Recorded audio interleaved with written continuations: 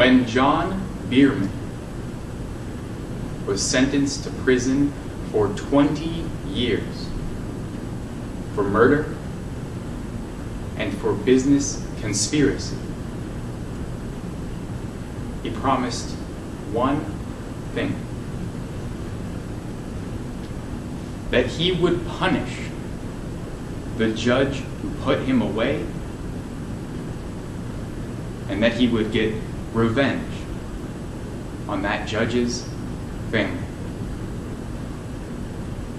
And on September 9th of 2010, John Bierman made good on that promise. It was on that day that he got out of prison. He got in his car and drove to Prospect Street, the street where that judge's family still lives. And then he waited. He waited until Liza ONeil, the daughter of the judge that put him away, was returning home from the movies. And as she walked up the steps to her front door, he started his engine, drove slowly by, rolled down his window, pulled out his gun, took aim, and fired.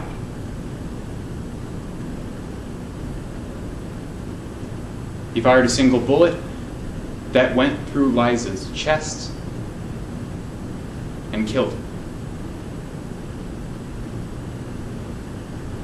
But you won't find John Bierman in this courtroom today. In his place, in the defendant's chair, you'll find Liza's husband, J.J. ONeil.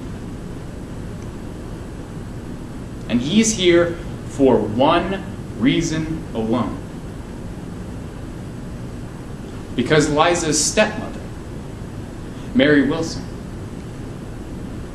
thinks that she saw J.J. at the scene of the crime. And that's it.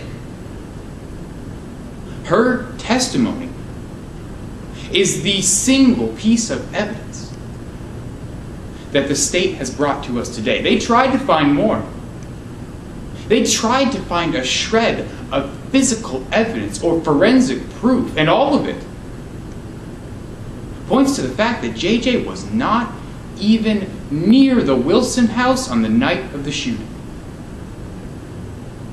They tried to conduct a chemical activation test on J.J.'s hands.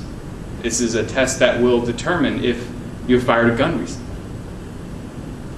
And it came up negative. They tried to match the bullet from the scene to J.J.'s gun.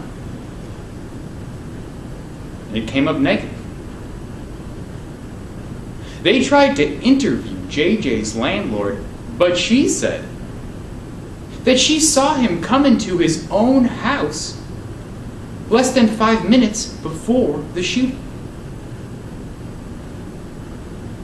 But Mary Wilson is confident that she saw J.J. that night. And now the question to you is, how confident are you?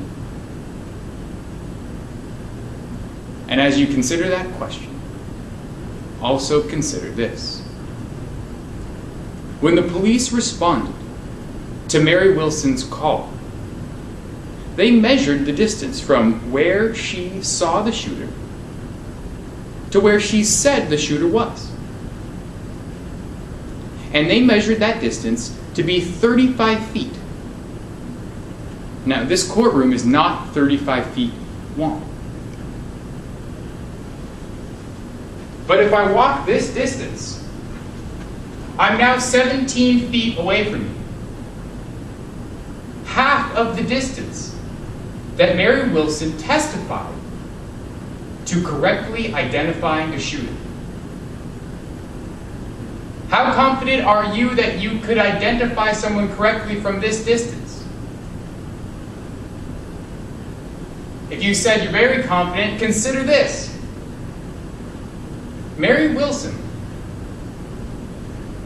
had something obstructing her view. Her daughter was standing in front of her, and she's only a few inches shorter than Miss Wilson. Also consider this. The shooter was in a moving car. And Mary Wilson testified herself she had only 2 to 3 seconds to make the identification. Also consider this. It was raining buckets, as you heard Liza testify that night. And finally, consider the testimony of Sam Russo, the gun store owner that returned JJ's weapon. He testified it was so dark that night that one would need cat's eyes to even make out whether a car was on this road or not. How confident are you that you could make an identification now?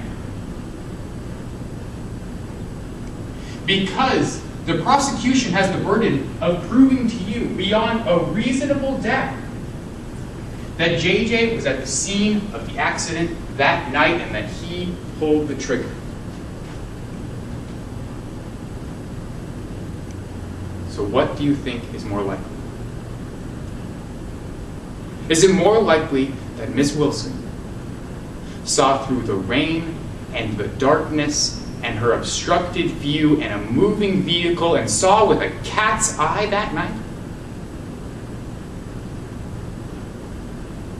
Or is it more likely that she had incomplete information and her mind just filled in the blanks with what she wanted to see?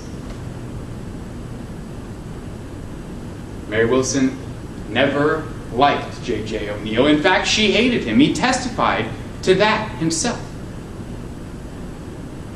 She thought that he was the wrong man for her daughter.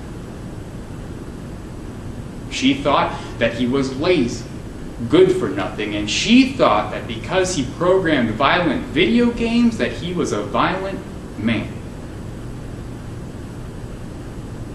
And he scared her. So when she watched her daughter get shot, her first thought was JJ is responsible for this. And only then did she look to identify the shooter. And that was only normal and natural for her to do. We do it all the time. We put people's faces where we think they should be. We make assumptions about gaps in our memory. That was natural for Ms. Wilson to do, but it's not okay for us to do on juries. It's not okay in a murder trial. But most importantly, it's just not enough to meet the government's burden of proof of beyond a reasonable doubt. And it's not enough to send a man to prison for the rest of his life while the real killer walks free. J.J. ONeil is not a killer. John Bierman served 20 years for murder.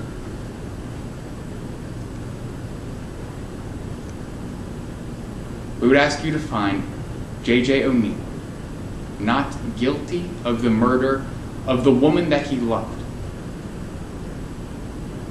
so that we can find and put away the man who is truly guilty.